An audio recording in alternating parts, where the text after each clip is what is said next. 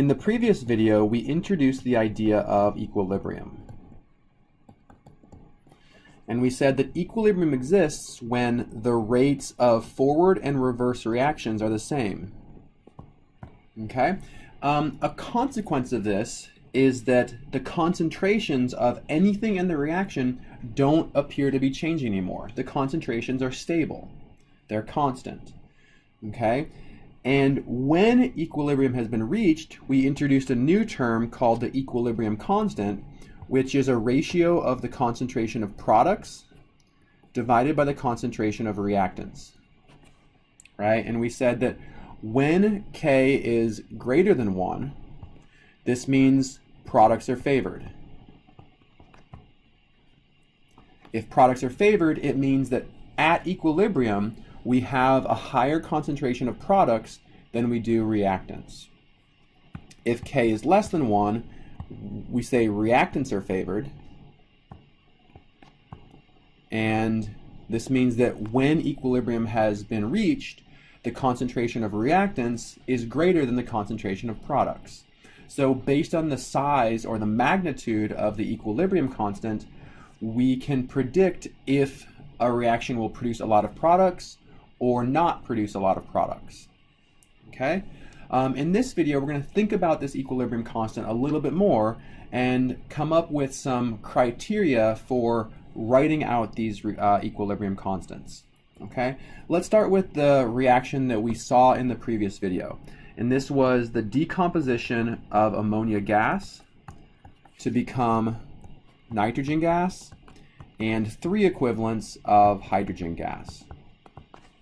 Okay, and we talked about how you can write out this equilibrium constant as the concentration of products, so nitrogen and hydrogen, and we raise these concentrations to their stoichiometric coefficients, so nitrogen to the first power, hydrogen to the third power, divided by the concentration of reactants, so ammonia. And likewise, we raise this to the power of the stoichiometric coefficient, so it's squared because the coefficient is 2 for ammonia. Okay, so let's think about this a little bit deeper and figure out why we include all of these terms in our equilibrium constant. Okay, so rule number 1 for writing these equilibrium constant expressions is we never include solids or liquids. So only gases or aqueous compounds get included in our equilibrium constant. And the explanation for that is something that's outside the scope of this class. Just know that you never include solids or liquids in an equilibrium constant.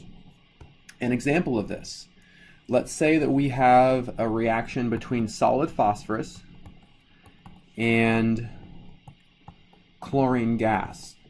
And this is an equilibrium with the solid PCl5.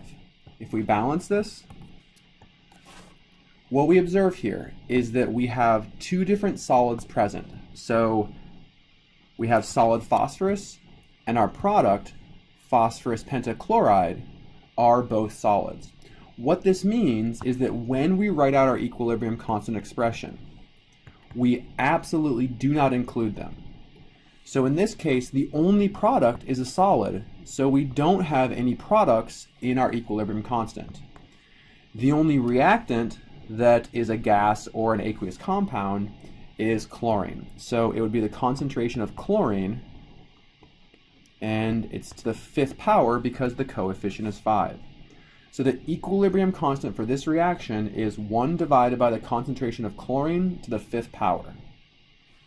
So the equilibrium is only dependent on the concentration of chlorine. All right, let's think about another rule. This rule is that the equilibrium constant for reverse reactions are related. Okay, so for example, we saw in point number 1 here that the equilibrium constant for this reaction is 1 divided by the concentration of chlorine. Well, what if we wrote out the reverse reaction? So phosphorus pentachloride decomposes to make solid phosphorus and 5 equivalents of chlorine gas. Well, if we were to write out this equilibrium constant, K would be equal to the concentration of chlorine to the 5th power divided by 1.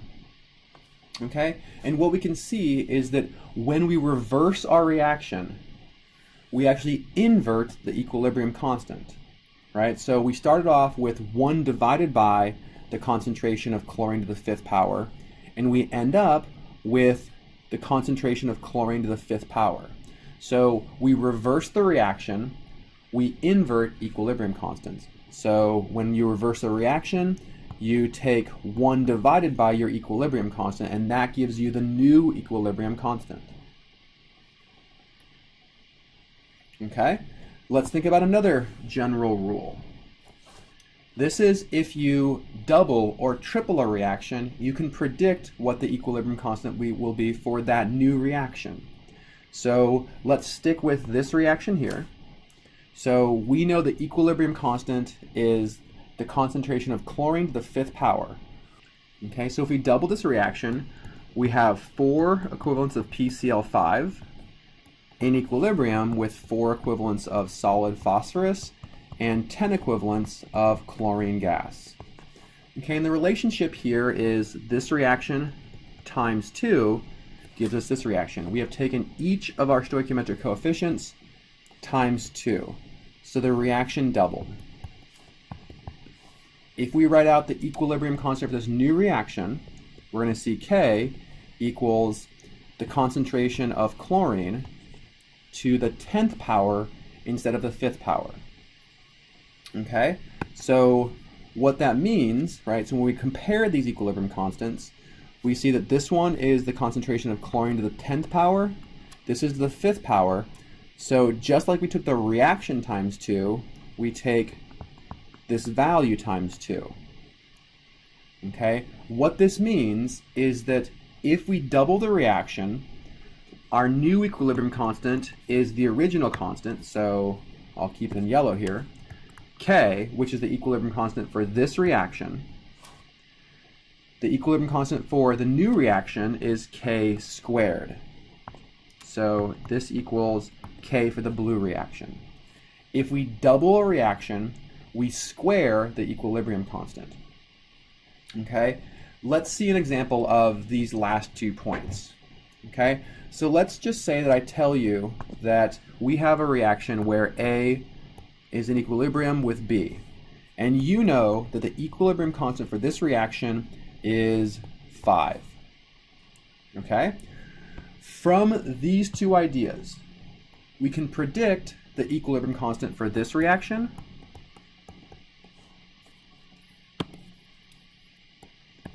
or for this reaction. Okay, so here we reverse the reaction, and we talked about when you reverse the reaction, you invert your equilibrium constant.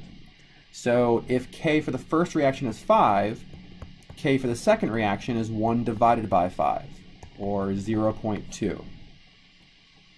Okay? Comparing this reaction to this reaction, we doubled it. So this is times 2. So if we started off with K of 5,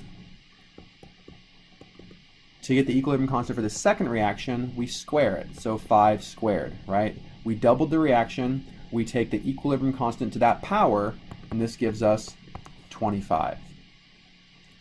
If, for example, we triplet, right? So let's say we have 3A in equilibrium with 3Bs. So this equilibrium constant is 5. So this new one would be equal to 5 cubed, which would be 125. Okay, so let's throw in one more rule here. Okay, and this rule is that equilibrium constants can be expressed with concentrations or pressure. Okay, so going back to our original equilibrium, right? So we can show this equilibrium constant as K equals 1 divided by the concentration of chlorine to the 5th power, or we can express it in terms of the pressure of gases. So all we're doing is we are replacing this concentration term with a pressure term. And when we do that, we specify this is a Kp, the P for pressure. Okay? So the rules that we talked about here. One is that you never include solids or liquids in equilibrium constants. The second and third we talked about is that these equilibrium constant expressions are manipulatable. So if you reverse the reaction, you invert your equilibrium constant. If you take your reaction times an integer, then you take the equilibrium constant to the power of that integer. So if you double the reaction, you square the equilibrium constant. If you triple the reaction, you cube it. And finally, equilibrium constants can be expressed in pressure terms or concentration terms.